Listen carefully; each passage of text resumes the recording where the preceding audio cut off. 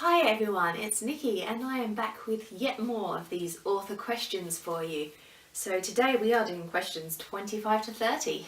I guess without any further ado we'll kick off now. Or just before I start, I have just turned my light on in here, so I'm hoping the lighting's not going to be too bad on the video. I was quite hopeful that it's a reasonably sunny day outside and that would be enough light just from the windows, but it just felt a little bit gloomy when I was filming the last video, like reading the questions, so I figured we'll pop the light on above me and hopefully I won't look too yellow once we get it up on the editing block. Anyhow, moving on. Question 25. Would you rather write one hugely popular book or many books with little recognition? Gosh, honestly, I think I'd maybe prefer to write one really popular book. Which probably comes back to one of last week's questions a bit on what do you want from your writing, fame, fortune, whatever. I think if I died in the future and I'd written one book that people would remember forever, or at least for hundreds of years into the future, then I think I'd be really happy with that, even if it was only the one story, rather than be churning out all this stuff and then when the end of life comes and no one remembers you. So probably one hugely popular one for me. Number 26. If you could date any fictional character, who would you date? Oh, this is horrible. How can I possibly pick only one? This is really terrible. Oh my goodness. Okay, I'll have to go with Saint-Germain from the vampire series, the Saint-Germain series by Chelsea Quinn Yarbrough. Just because he's a character who I've read all her works that feature him, and I always keep an eye out for new ones, although there's been nothing for a couple of years now, so come along Chelsea, give us a new one. So I think I'd have to say him, but I mean there are so many contenders and that's just an off the cuff initial answer. If I sat down and really pondered it, or if I was in a different mood when I answered the question, it could very easily be someone else. So we'll go with that for now, Saint-Germain. 27. Do you think there are any books that have changed history? I don't know about changed history. I mean, there's plenty of books that where their publication has caused a stir and that maybe has led to some kind of social upheaval or social change. Perhaps not immediately, but gradually in response. There's plenty of books that get banned, but I don't know if I could pinpoint one book that miraculously has changed history, unless you go for something, like the Bible and the effect that had on Christianity and on religions around the world. But I am personally, I've not read the Bible. I've read bits of it, obviously, like when references.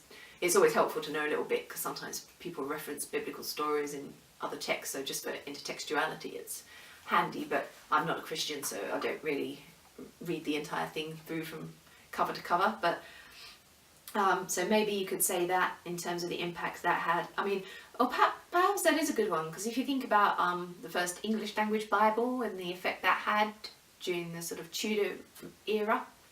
So yeah, that's probably the only one I can really think of. Other books, perhaps might lead to social change and things, but maybe don't affect the whole world as much as that one did. Okay, 28. Vanity publishing, indie publishing, self-publishing or traditional publishing? Obviously not vanity publishing. I don't like vanity publishing, and in the past, that was the only way you could get your work out, if a traditional publisher wouldn't take your story. But with self-publishing available these days, I'm surprised that anyone would do vanity publishing anymore. Why would you pay all that money for someone else to get your book out and for them to take cuts and things, when you can just self-publish it and have all that extra profit yourself? So for me, self-publishing, I've done it a couple of times, 3 books now, but I'm not a huge fan, for me personally. It's great for some people, they work really well that way, but I prefer to go with traditional publishing. So far I've mostly worked with small presses, but I mean I'd certainly be open to, if anyone from Penguin or HarperCollins is watching, buy one of my books.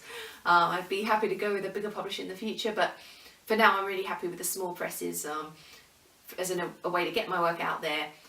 but not have to worry about all that formatting and all the nitty-gritty. So, 29. How do adult authors write from the point of view of children, teenagers so well? Well, I think that's a bit of a loaded question, because you're assuming that all of them do, and I don't think that's the case.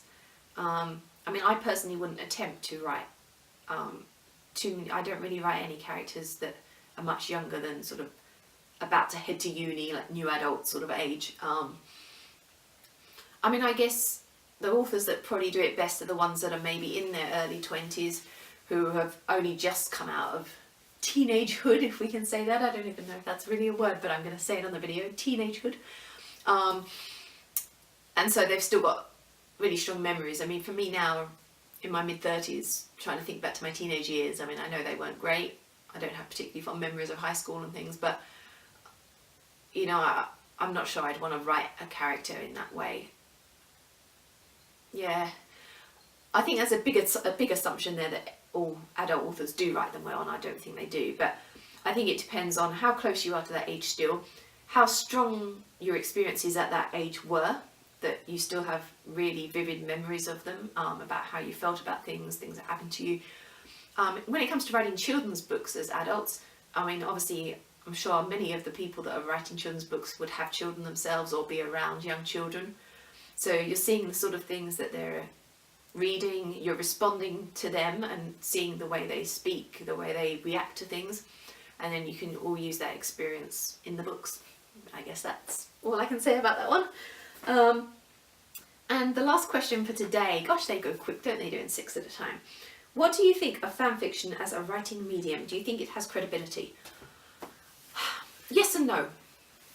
I think it's a mixed bag. You can read some fan fictions. I mean, I do read fan fiction, not on a daily basis, but when I come across a pairing that appeals to me, I do usually go on to 1 or 2 of the fan fiction sites and look up the stories and read a few for a week or 2 until something else captures my interest.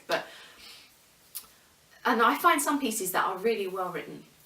You come across some real gems, and they've caught the characters, their grammar's good, the stories are great. Those ones I usually keep a copy of, because I do sometimes come back and read them again. However, there are others where you maybe like the story idea, but the characters are either go out of character too much. I don't really like alternate universe fanfiction. For me, I only like reading the ones that are actually set in the world of the film or the TV show without like changes. I don't like all these, you know, what if Loki and Thor are in college together, and you know, that sort of thing just doesn't really appeal to me. So I like the characters to be in character and within canon as much as possible, allowing that to create these stories you have to go out of canon a little bit. But you do read some where there's promise, but the language, the grammar and the punctuation and everything is so appalling that it just makes you cringe with every single line, and you just think, oh, they had a nice idea, but if they're too bad, I can't read them. I'll put up with a little bit if I'm enjoying the story and the characters are coming across okay, but I don't like reading if the grammar and that is too bad. I don't expect absolute perfections, they're not edited professional works, but I like to at least like have most of it looking readable, if we can say it that way. So, I mean, in terms of credibility, I started writing fan fiction before I wrote original fiction. I know a lot of other people did as well. I can think off the top of my head of 3 or 4 other authors with whom I share that experience. I think it can be a really useful stepping stone, because it gives you the opportunity to develop your writing, but without having to create characters from scratch. And so you can develop your skills at presenting a character who's already fully formed. And then from there, that's a nice stepping stone that you can then start thinking about producing your own characters and creating character profiles and imagining people completely from scratch and creating your own worlds. So I don't think it's a bad thing, but I think there are definitely hugely varying levels of readability within the fan fiction world. So that brings us to number 30 and the end of yet another video. At that point, I'm going to close, guys, and I will see you all again for the next lot of questions, the next 6 next month. Bye for now.